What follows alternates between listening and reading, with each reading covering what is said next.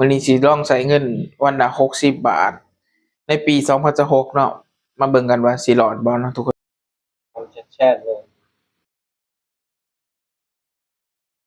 ปิ้งขั่วขั่วน้ำหมูกับชิ้นแห้งงานเที่ยง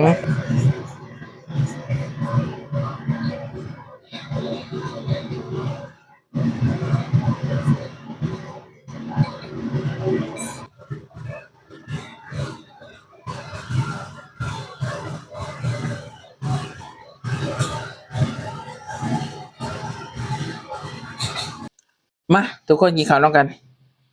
นี่สิได้เป็นหมูย่างเนาะหมูติดหนังซื้อในโลตัสตั้งแต่ต้นเดือนพุ่นแหละทุกคนที่งบ 2,000 บาทเนาะเอามาย่างแล้วก็กินกับแจ่วแล้วก็ผักลวกสิมีประมาณ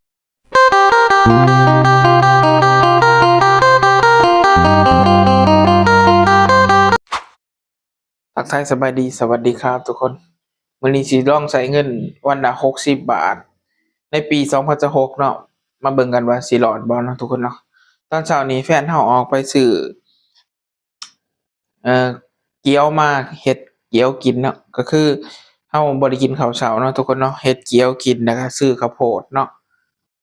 ซื้อข้าวโพดมา25 บาทแล้วก็ซื้อแป้งห่อเกี๊ยวมาเนาะทุกคนเนาะเพราะว่าเนื่องจากว่าพวกหมูสับอิหยังเรามีในตู้เรียบร้อยในงบ 2,000 บาทที่เราซื้อตอนต้นเดือนเนาะทุกคนเราก็เลยแฟนก็เลยมาเฮ็ดเกี๊ยวให้กินเนาะ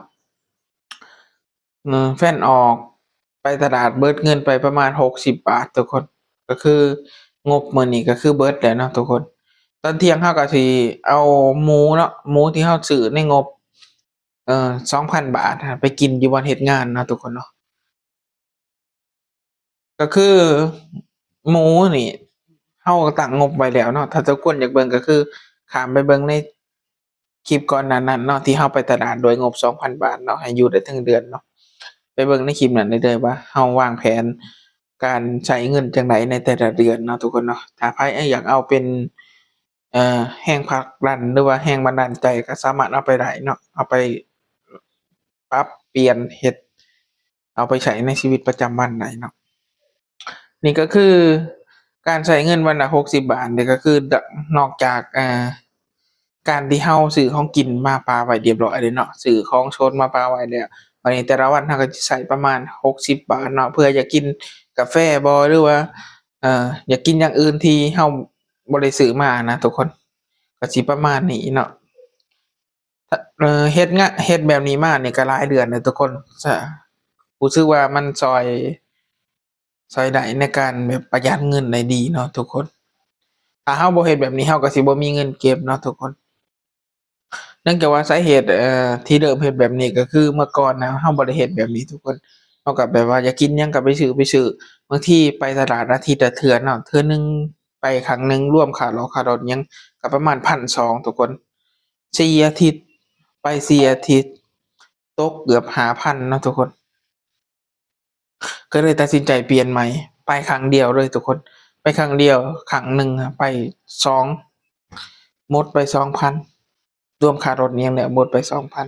2,000 รู้สึกว่าเฮ็ดแบบนี้แล้วอยู่รอดเนาะนี่ก็สิเป็นอาหารเราๆเนาะทุกคนอาหารเราที่เราไปตลาดแล้วซื้อมาเก็บไว้ทุกคนนี่สิเป็นพวกเรือนนี้เน้นพวกปลาทุกคนเรือนนี้เน้นปลา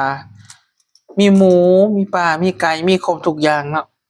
ที่เราต้องกินในชีวิตประจำวันเรานะแล้วก็สิมาแพ็กใส่ถุงไว้จังซี่ทุกคนแพ็กใส่ถุงไว้นี่ก็คือถุงละครั้งเนาะไปกินมื้อละถุงนี่แหละทุกคนเนื่องจากว่าตอนเช้าบางทีก็กินข้าวบางทีก็บ่ได้กินข้าวบางทีก็ไปซื้อของกินมา10-20 บาทแบบไปซื้อพวกขนมอิหยัง10-20 บาทมากินตอนเช้าแล้วก็ได้เนาะทุกคนบางทีก็กินกล้วยหรือว่าไข่ต้มก็ได้เอาไปทุกคนตอนเที่ยงเราก็ค่อยเอาไปเฮ็ดกินอยู่ห้านเนาะอะก็สิพามาเบิ่งกันเลยแล้วก็สิพามาเบิ่งเพื่อนร่วมงานเขากินเขาก็ยังแหน่เขาก็สิใช้ชีวิตแบบนี้แหละทุกคน นี่ก็คือชีวิตแรงงานลาวที่มาเฮ็ดงานในประเทศไทยเนาะเขาใช้ชีวิตกันประมาณนี้แหละแล้วสิไปถ่ายว่าเพื่อนร่วมงานเขากินข้าวกับหยังให้ทุกคนเบิ่งนำเนาะอะไปเจอกันอยู่วันเฮ็ดงานทุกคน หลังจากที่ทุกคนหลังจากที่เตรียมของเสร็จแล้วนะเราก็จะพาทุกคนไปดูว่าเพื่อนร่วมงานเขากินข้าวกันอะไรนะไปดูกันได้ทุกคนตอนนี้ก็เป็นเวลาประมาณ11 โมงตรงนะครับเพราะว่าสวรรณเขตให้ยังกินมันเลย ปิ้งขั่วขั่วน้ำหมูกับชิ้นแห้ง อาหารเที่ยงเหรอ อย่างอาหารที่แรกมันต้มมาม่าอยากกินมาม่าหลายมื้อเลยทำแช่ๆเลย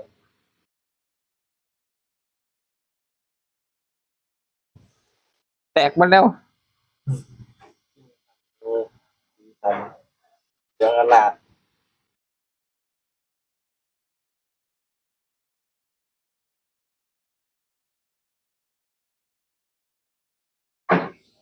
มีแต่น้ำมัน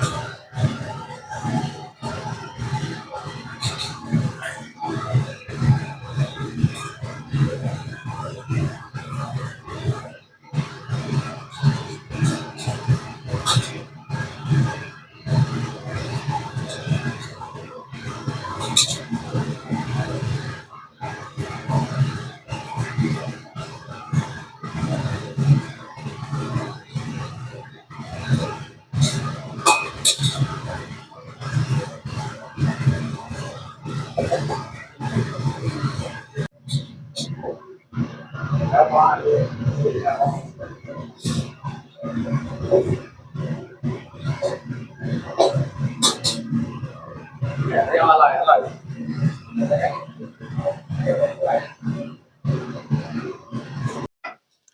มาทุกคนกินข้าวแล้วกันนี่สิได้เป็นหมูย่างนะหมูติดหนังซื้อในโดตัสตั้งแต่ต้นเดือนเลยทุกคนทิ้งงบ2,000 บาทนะเอามาย่างแล้วก็กินกับแจ่วแล้วก็ผักลวกสีมีประมาณนี้นะทุกคนอ่ะมากินข้าวแล้วกันทุกคน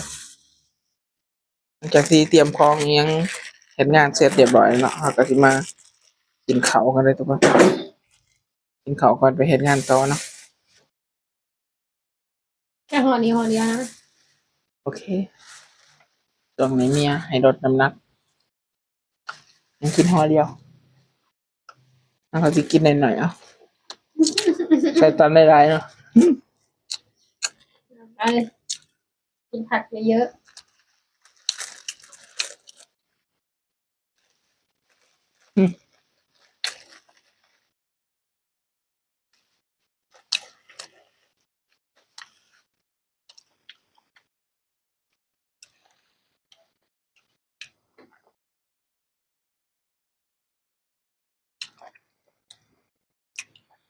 ไปพนันกับคนอื่นไหวเนาะ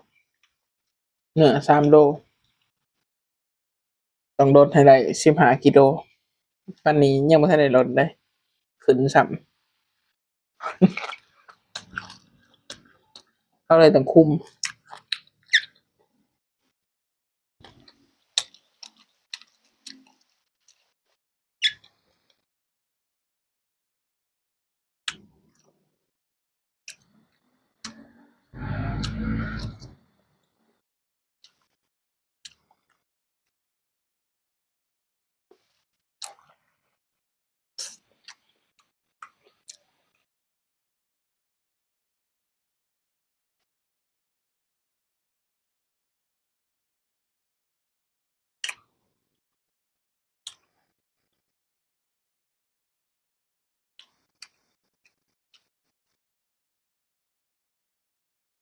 ทุกคนหลังจากที่เตรียมของเรียบร้อยแล้วก็เพื่อนร่วมงานก็กินเขาวเนาะก็ต่างคนก็ต่างเฮ็ดอาหารกินเขาวเนาะ แบบว่าฝากกินฝากเดี๋ยวฝากไปเฮ็ดงานเนาะนี่ก็คือ1วันของชีวิตแรงงานดาวที่มาเฮ็ดงานในประเทศไทยเนาะมื้อนี้ก็เบิดเงินไปประมาณ60บาททุกคนตอนนี้ก็เป็นเวลาว่างก็เลยมาอัดคลิปให้ทุกคนเบิ่งเนาะทุกคนสำหรับใครมักคลิปนี้ก็สามารถกดไลค์กดแชร์กดติดตามได้เลยทุกคนเด้อสำหรับคลิปนี้ลาไปก่อนสบายดีสวัสดีครับบ๊ายบาย